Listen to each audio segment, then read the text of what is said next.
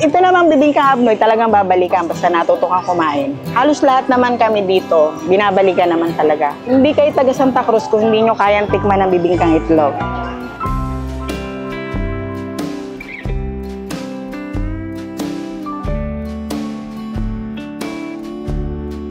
Ako si Tess, isa sa mga manininda dito ng bibingkang abnoy na dinadayo dito sa Santa Cruz. Kailan po kinag-start magtinda ng bibingka? 13 years old yung panganay ko kasi minana ko lang to sa mother ko eh.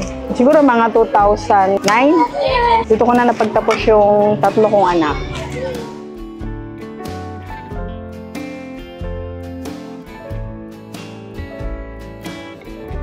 Bali na, sa isang araw po, gano'n po karami na ubus ng ganyan? Pagka Biyernes hanggang Lunes, kulang 100 ako pag wala okasyon.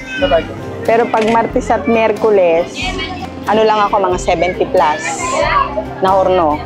Ngayon tingin nyo na, bakit dito sa Santa Cruz po sikat po yung bibingkang abnoy? Siguro dahil sa dito unang natikma sa Santa Cruz. Dito kasi unang ginawa. Alam ko ginaya lang to ng ibang lugar eh. Pero hindi nila kayang gayahin yung pinakang ingredients nito.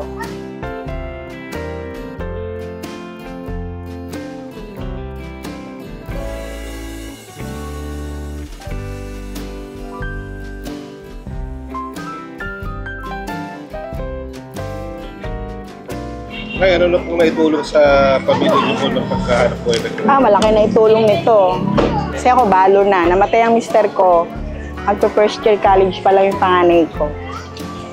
Tapos na yung 3. Dito lang, sa Bugok. Noong una, ang tinda ko dito, 8 horno lang. Boss, sa 8 horno ako nag-umpisa. So, dumami na ng dumami.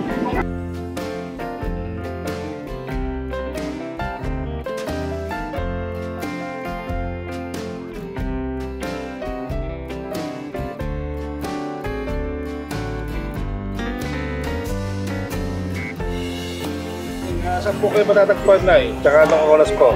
Dito lang, sa may alas 9 ako na umaga, nag-uumpisa. Dito lang sa Santa Cruz Public Market. Araw-araw po yun? Huwebes wala, kasi dating na itlog yun eh.